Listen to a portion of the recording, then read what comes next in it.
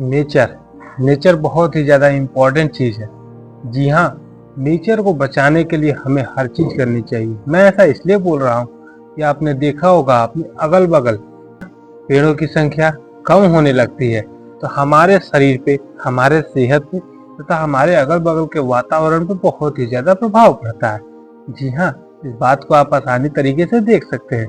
आप देखते होंगे दिल्ली में, ये जो मेट्रोपॉलिटन सिटी है, यानी वैसी जगह जहाँ पे ज़्यादा सारी बिल्डिंग बन गई है और जहाँ पे पेड़ों की संख्या कम हो गई है, वहाँ का वातावरण, वहाँ का अगल बगल का मौसम, वहाँ के लोगों की सेहत तथा इत्यादि चीज़ों पे बहुत ही ज़्यादा नकारात्मक तौर पर प्रभाव पड़ता है। इस बात को आप आसानी तरीके से समझ सकते हैं।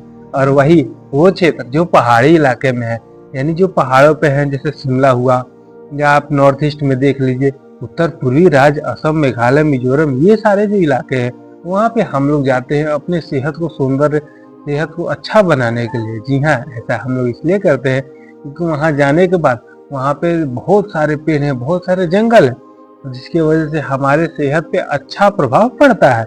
जी हाँ, और यह कार्य सिर्फ हमारे जंगलों की वजह से होता है। और जंगले से बात याद आई कि हम वर्तमान समय में जंगलों की कटाई बहुत सारे कारणों से करते हैं, जिसमें बहुत सारे प्रमुख कारण हैं। लकड़ी की खपत, लकड़ी का प्रयोग तथा लकड़ी का यूज करके हम बहुत सारे चीज़ों बनाते हैं, और उसमें सबसे ज़्यादा प्रयोग होता है पेपर का। आप आम भाषा में देखते होंगे, आप खुद अपने डेली लाइफ में यूज सोचिए कि आप अपने डेली लाइफ में कितने प्रकार के पेड़ पौधों से बने हुए प्रोडक्ट का प्रयोग करते हैं, तथा दिन भर में कितने पेड़ पौधे से बने हुए पेपर का प्रयोग करते हैं। उससे भी ज्यादा हम लोग बहुत सारे ऐसे चीज लिख कर, फाड़ कर, नदी में नाव बना करके तथा उससे हवाई जहाज बना के हम लोग पेपर का यूज करते हैं। तथा एग्जाम में या प्रैक्टिकल कॉपी बनाते समय ये बहुत सारे चीजों में पेपर का यूज करते हैं। जी हाँ, मैं ऐसा नहीं बोल रहा हूँ कि आप पेपर का यूज करना छोड़ दीजिए, लेकिन मैं यह जरूर बोलूंगा कि वो जो पेपर बनते हैं, उस पेपर का क्या हम रिसाइकल नहीं कर सकते?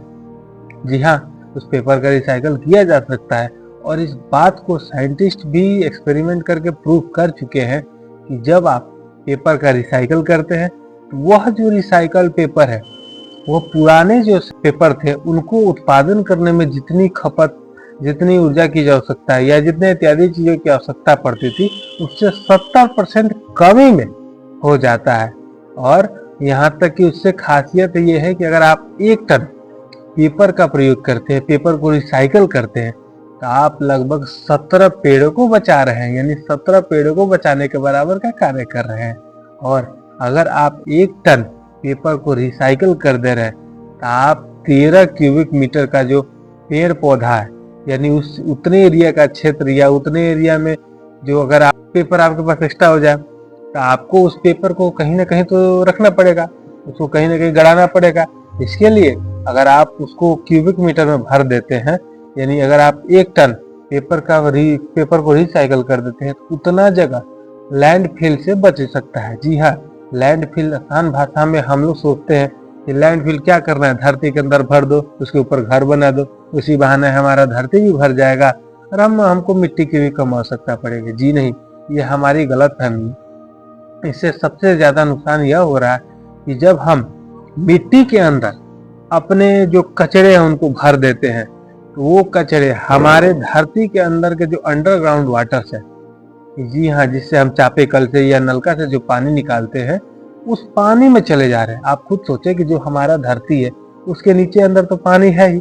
अब जब आप एक के ऊपर कचरा रख के दबाते जाएंगे तो वो कभी ना कभी तो उस धरती के नीचे वाली अंडरग्राउंड वाटर में जाएगा, और वही पानी आप फिर पाइप के द्वारा पी रहे हैं, तो आपके शरीर को कितनी ज्यादा नुकसान पहुंचाती होगी, इस बात से आप उस चीज का अनुमान लगाइए। हम लोग आम भाषा में हमेशा, वैसे मानव तो 1 नंबर का स्वार्थी इंसान बोलिए, जानवर बोलिए, है। आप हमेशा देखेंगे हम लोगों को जहां भी स्वार्थ नजर आया, हम वहां आगे दौड़कर भाग चुके।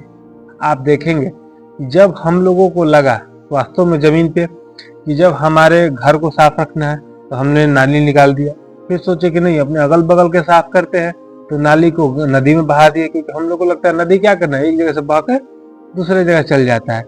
लेकिन हम लोग यह नहीं जानते हैं कि वही नदी तो एक जगह से दूसरी जगह जा रही है। अब हर जगह ही आप उसमें कचरा डालने लगेंगे तो हर जगह से गंदी होती जाएगी। और उससे भी ज्यादा हम लोग सोचे कि समुद्र तो अथाह सागर है, समुद्र में गहराई की कमी ही नहीं है, समुद्र तो पूरा दुनिया में सबसे ज्यादा गहरा है। इसकी वजह से हम लोगों ने उस पर कचरा डालना शुरू कर दिया।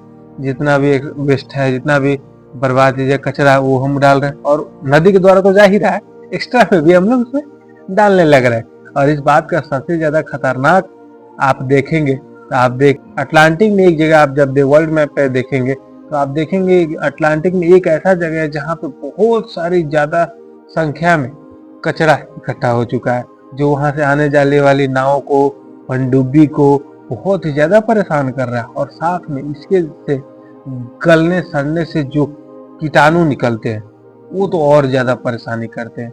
इससे भी बड़ी बात की जब हम लोग प्लास्टिक का प्रयोग करते हैं तो प्लास्टिक का प्रयोग हमारे वास्तव में सबसे खतरनाक चीज है, क्योंकि प्लास्टिक का प्रयोग करके हम लोग अपने समाज को बहुत ज्यादा बुरी तरह प्रभावित कर रहे हैं। आप देखेंगे प्लास्टिक जब हम समुद्र में डाल देते हैं तो ऐसा अनुमान लगाया गया है कि आने वाले 50 सालों में जितनी मछलियां हैं उससे ज्यादा संख्या में प्लास्टिक आपके पानी में समुद्र में मिलेंगे।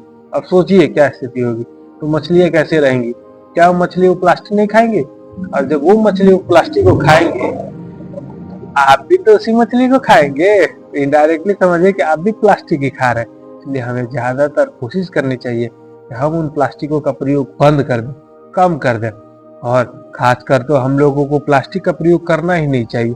पहले क्या हम लोग पहले के जमाने से सीख नहीं सकते? पहले के हमारे दादा परदादा जी जब मार्केट जाया करते थे तो अपने साथ थैला ले जाया करते थे।